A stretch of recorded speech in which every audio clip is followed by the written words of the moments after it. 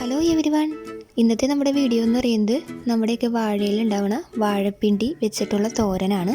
ഇത് ചില സ്ഥലത്ത് വാഴപ്പിണ്ടി എന്ന് പറയും, ചില സ്ഥലത്ത് ഉണ്ണിപ്പിണ്ടി എന്ന് പറയും. അത് ഓരോ സ്ഥലത്തും ഓരോ ഇതിലാണ് പറയുന്നത്. അപ്പോൾ നമുക്കത് എങ്ങനെ ഉണ്ടാക്കണമെന്ന് നോക്കാം.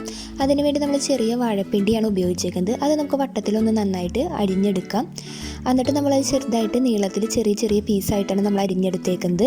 അത് നമ്മൾ നന്നായിട്ട് കഴുകിയിട്ടൊക്കെ വേണം അരിഞ്ഞെടുക്കാനായിട്ട്. ഇത് നമ്മൾ പരിപ്പിട്ടിട്ടാണ് വെക്കുന്നത്. നമ്മൾ പരിപ്പൊന്ന് കുക്കറിൽ വേവിച്ചെടുക്കണം.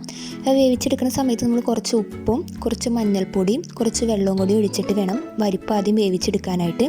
ആ വേവിച്ചെടുത്തതിലേക്ക് നമ്മൾ കഴുകി വൃത്തിയാക്കി വെച്ചേക്കണം നമ്മുടെ വാഴപ്പിണ്ടി ചെറുതാക്കി അരിഞ്ഞതാണ് ഇട്ട് കൊടുത്തേക്കുന്നത്.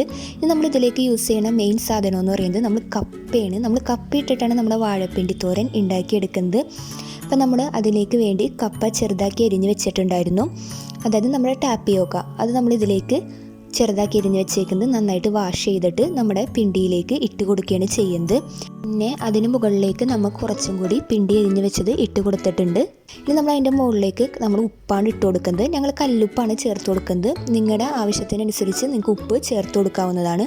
പിന്നെ നമ്മളിതിലേക്ക് പച്ചമുളകാണ് അരിഞ്ഞു കൊടുക്കുന്നത്. ഞങ്ങളൊരു 3-4 പച്ചമുളക് അരിഞ്ഞു കൊടുത്തിട്ടുണ്ട്.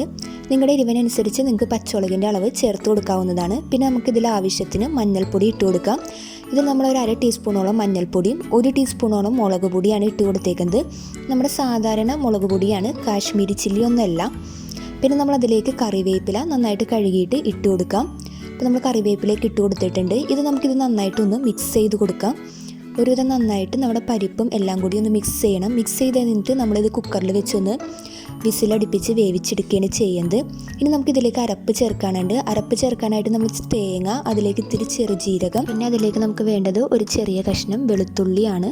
പിന്നെ നമുക്ക് കറിവേപ്പില, ആവശ്യത്തിന് കറിവേപ്പിലേക്കിലും കൂട്ടി നന്നായിട്ടൊന്ന് ചെറുതായിട്ട് അരച്ചെടുക്കാം. ഇത് നല്ല പേസ്റ്റായിട്ടൊന്ന് അരയേണ്ടൊന്ന് ചെറുതായിട്ടൊന്ന് ഒതുക്കിയെടുത്താൽ മതി.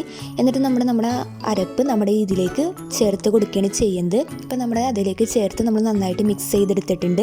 ഇനി നമ്മൾ ഇതിലേക്ക് കടുക് വറുത്ത് ചേർക്കുകയാണ് ചെയ്യുന്നത്. അതിന് വേണ്ടി ഒരു ചീനച്ചട്ടി ഗ്യാസിൽ വെച്ച് ചൂടാക്കുക. അതിലേക്ക് ആവശ്യത്തിന് വെളിച്ചെണ്ണ ഒഴിച്ച് കൊടുക്കാം.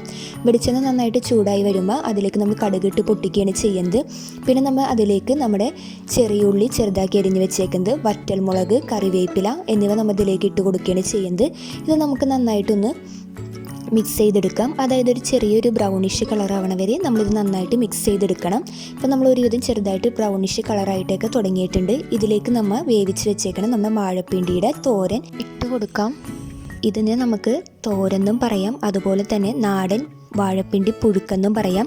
നല്ല സിമ്പിളായിട്ട് തന്നെ നമുക്ക് വീട്ടിൽ ഉണ്ടാക്കാൻ പറ്റിയ നല്ല നാടൻ റെസിപ്പിയാണ്. നമ്മൾ ഇതിൽ കപ്പയൊക്കെ വെച്ച് ഇട്ട് ഉണ്ടാക്കുമ്പോൾ ഇതിന് പ്രത്യേക ടേസ്റ്റാണിത്. നിങ്ങളെല്ലാവരും ഇത് വീട്ടിൽ ട്രൈ ചെയ്ത് നോക്കാം. നിങ്ങൾ ഞങ്ങളുടെ ചാനൽ ആദ്യമായിട്ടാണ് കാണണമെങ്കിൽ ഞങ്ങളുടെ ചാനലൊന്ന് സബ്സ്ക്രൈബ് ചെയ്യുക. അടുത്തുള്ള ബെൽ ബട്ടൺ ഒന്ന് അമർത്തുക. ലൈക്ക് ചെയ്യുക, ഷെയർ ചെയ്യുക, കമൻറ്റ് ചെയ്യുക.